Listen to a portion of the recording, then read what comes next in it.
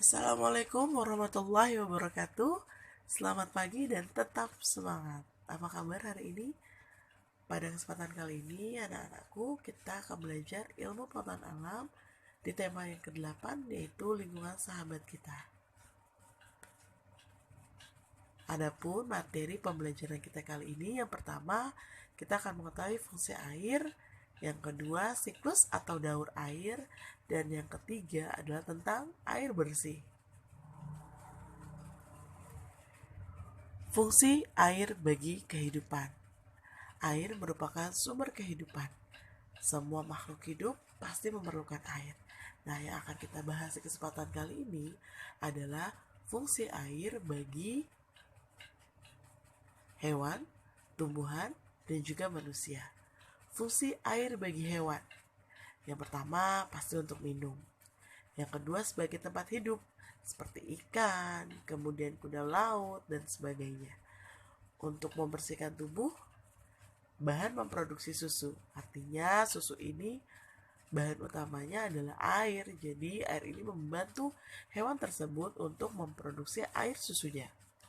Kemudian sebagai tempat berlindung, seperti contohnya kuda Nil.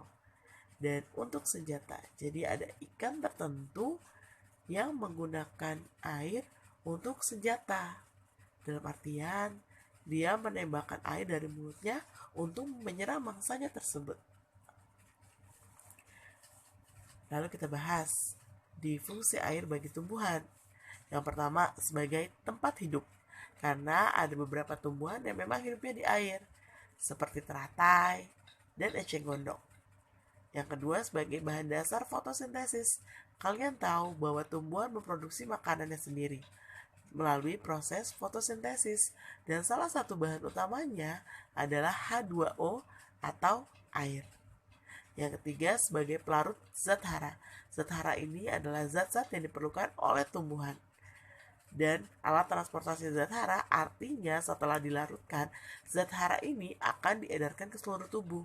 Mungkin kalau di manusia fungsinya mirip darah gitu ya, yang mengedarkan sari-sari makanan ke seluruh tubuh.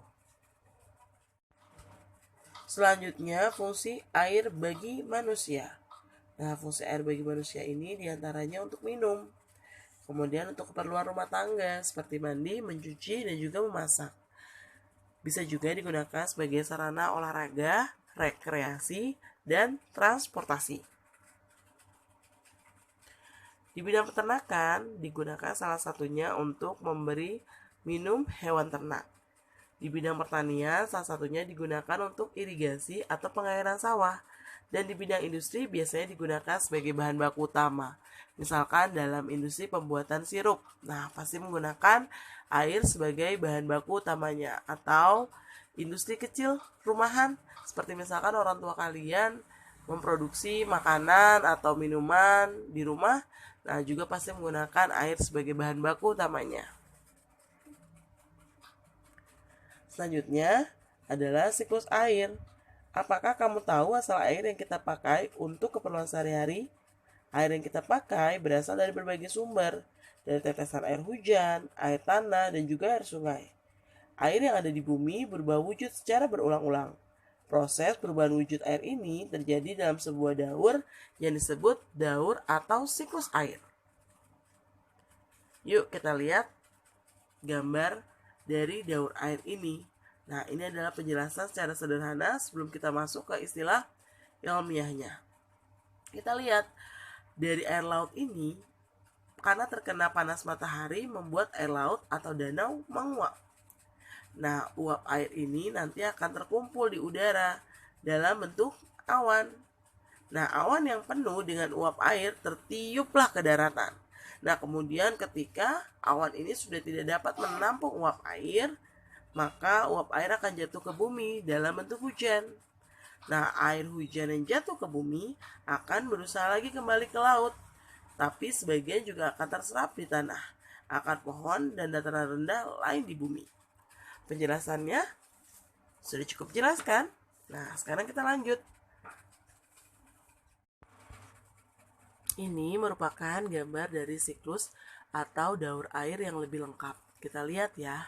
Pertama-tama, si daur air atau siklus air ini menggunakan bantuan sinar matahari.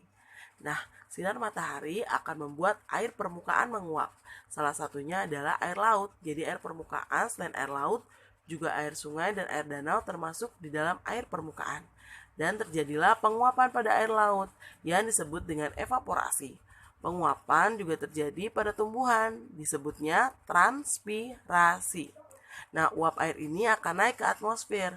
Ketika suhunya turun, maka uap air ini akan berubah menjadi titik-titik air dan membentuk awan. Proses pembentukan awan inilah yang disebut dengan kondensasi. Nah, awan ini akan tertiup ke daratan. Ketika awan mulai jenuh karena terlalu banyak titik-titik air yang ditampung, akhirnya awannya menjadi mendung, awannya menjadi jenuh. Dan kelebihan titik-titik air akan dikeluarkan atau diturunkan oleh awan menjadi hujan. Nah, proses ini disebut dengan presipitasi. Jadi ketika awannya sudah mulai jenuh dan tidak bisa menampung titik-titik air, maka akan diturunkan berupa hujan. Air hujan yang jatuh ke bumi, sebagian ada yang dialirkan, yang disebut dengan runoff atau limpahan. Dan sebagian lagi ada yang diserap oleh tanah yang disebut dengan infiltrasi. Nah, jadi selain dialirkan lagi di atas permukaan tanah, kemudian terjadi juga penyerapan oleh tanah yang disebut dengan infiltrasi. Selain itu, ada juga yang disebut dengan perkolasi. Perkolasi sama dengan runoff, dalam artian sama-sama berupa aliran air, tapi bedanya runoff mengalir di atas permukaan tanah, kalau perkolasi mengalirnya di bawah permukaan tanah. Nah, perkolasi ini juga salah satu yang menyebabkan terjadinya mata air. Nah, kemudian semua air yang pada akhirnya nanti akan mengalir di permukaan atau di bawah permukaan tanah akan mengalir kembali ke lautan. Dan proses evaporasi akan terjadi kembali. Demikian berulang-ulang seperti itu. Nah, inilah yang disebut dengan daur air atau siklus air. Dan inilah tahap siklus atau daur air yang telah kita sederhanakan. Dimulai dari evaporasi dan transpirasi, kemudian terjadilah kondensasi atau pengembunan di mana uap air berubah menjadi titik-titik air dan membentuk awan. Kemudian terjadi presipitasi di mana ketika awan sudah jenuh dan tidak dapat menampung titik-titik air, maka terjadilah hujan. Nah, air hujan yang turun ke bumi ada yang mengalami runoff atau limpasan, artinya mengalir di atas permukaan tanah dan berusaha untuk kembali lagi ke laut, dan ada yang mengalami infiltrasi atau penyerapan oleh tanah. Dan setelah terjadi infiltrasi bisa terjadi perkolasi, artinya terjadi juga aliran di bawah permukaan tanah. Nah, kemudian air yang kembali lagi ke lautan akan menguap kembali dan demikian seterusnya. Sehingga siklus atau daur air ini tetap terjaga. Siklus air dipengaruhi beberapa faktor.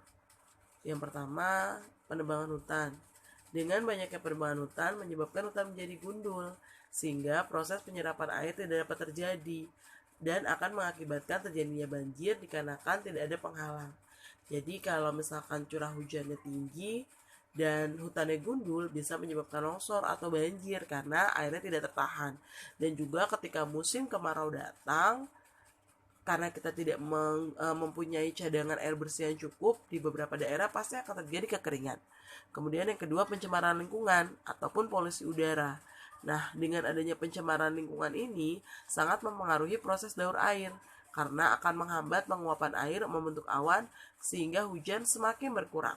Selain itu, pemanasan global yang terjadi sekarang ini juga mempengaruhi loh. Kenapa?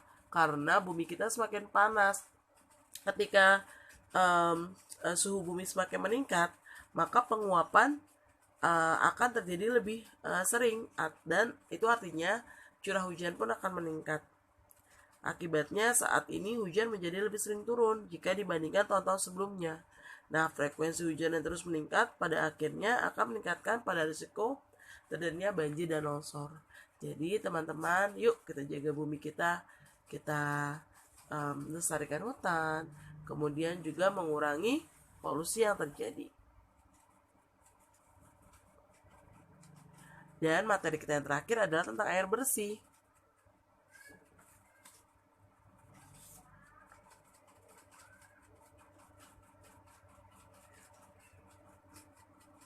Untuk dapat dikonsumsi atau digunakan untuk keperluan rumah tangga dan industri, air harus bersih. Untuk dapat disebut air bersih, ada 3 syarat yang harus diperhatikan, yaitu syarat secara fisik, secara kimia, juga secara mikrobiologi. Secara fisik, air tidak boleh keruh, tidak berwarna, tidak berbau, dan juga tidak berasa. Secara kimia, tidak mengandung bahan kimia beracun, tidak mengandung zat kimia melebihi batas normal, cukup kandungan iodium, dan pH biasanya di antara 6,6 sampai 9,2. pH air netral yaitu pH 7. Nah sekarang tapi banyak juga kalau kalian pernah dengar yang disebut dengan alkali water atau air alkali. Nah itu adalah air basah di mana suhunya ada di atas 7. Tapi masih aman untuk diminum atau dikonsumsi. Nah kemudian yang ketiga adalah syarat air secara mikrobiologi, artinya air bersih tidak mengandung mikroba atau hewan yang bisa menyebabkan penyakit seperti tipus, disentri, dan kolera. Misalkan tercemar bakteri Escherichia coli, nah itu bisa menyebabkan diare atau menyebabkan masalah pada pencernaan kita. Sumber air bersih apa saja sih yang bisa kita gunakan? Kita bisa mendapatkan air bersih dari air sungai, air hujan, air permukaan, air tanah, dan mata air. Mayoritas kita menggunakan air tanah sebagai sumber air bersih. Jadi air di dalam tanah kalau kalian yang menggunakan sumur atau pompa air, nah itu berasal dari air tanah disebutnya. Tapi kalau untuk air PDAM itu biasanya air sungai yang disuling atau dijernihkan kembali kemudian dialirkan melalui pipa-pipa ke rumah-rumah. Jadi apapun sumber air bersih yang bisa kita gunakan, kita jaga kelestariannya. Oke. Nah, setelah ini ibu meminta kalian untuk mengerjakan tugas. Tugas untuk kelas 5A dan 5B adalah buatlah gambar daur air di kertas HVS atau di buku tulis. Jadi gambarnya sederhana saja, tidak usah terlalu rumit ya. Kemudian yang kedua, beri keterangan. Maksudnya dalam artian dikasih tanda panah ya, ada tanda panah, kemudian keterangan itu apa? Apakah evaporasi, apakah kondensasi dan lain sebagainya. Nah, kemudian setelah kalian gambar ya kan, kalian presentasikan melalui video. Kalian kasih lihat gambarnya sambil kalian menjelaskan apa sih penjelasan dari gambar kalian gitu, bagaimana proses siklus atau daur terjadi. Nggak usah takut salah, kita sama-sama belajar. Nanti kalau mungkin ada yang salah dalam penyampaiannya, kita perbaiki sama-sama ya.